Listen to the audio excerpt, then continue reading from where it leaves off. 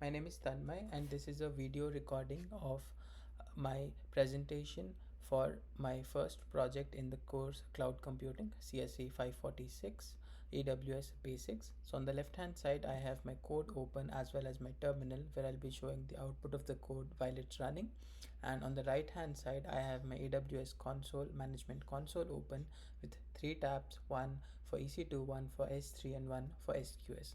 So at the beginning, as you can see, if I refresh this, there are no EC2 instances, there are no S3 buckets, and there are no queues. So let's start our code. Now I have started my code and I'm using a Boto 3 as my SDK for AWS, and I'm using Python. So I'm loading my environment variables, that is basically my access and information, from a .env file, and then I'm creating an EC2 instance, an S3 bucket and an SQS FIFO queue, and sending the request and waiting for 1 minute as per the instruction. So let's see if they have been created or not. So if I refresh this page, you can see that an EC2 instance has been created. Similarly, an S3 bucket has been created and an SQS queue has been created. So let's wait for the program to complete its await time. And in the meanwhile, open the S3 bucket, since the next step is sending or uploading a file into this.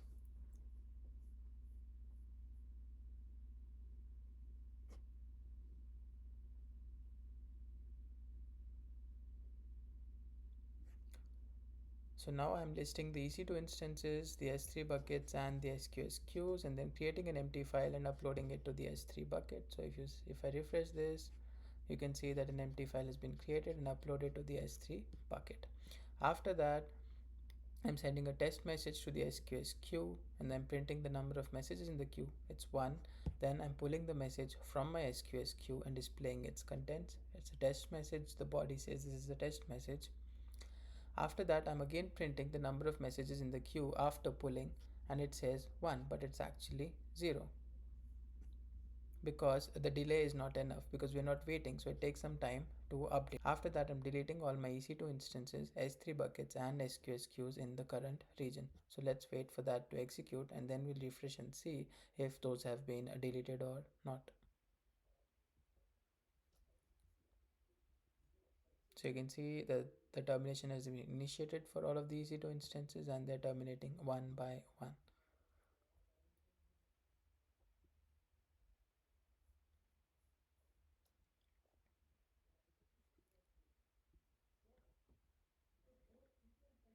So now all the EC2 instances, S3 buckets as well as the SQS queues have been deleted. We have released the resources. We have put in a delay of 20 seconds as per the instructions, after which we'll be listing them again and see if they are really deleted or not. So you can see that all of the EC2 instances are terminated. There are no S3 buckets listed, but there's still an SQS queue listed. This is because, again, the 20 seconds of a delay is not enough to reflect the change. But if I refresh this page,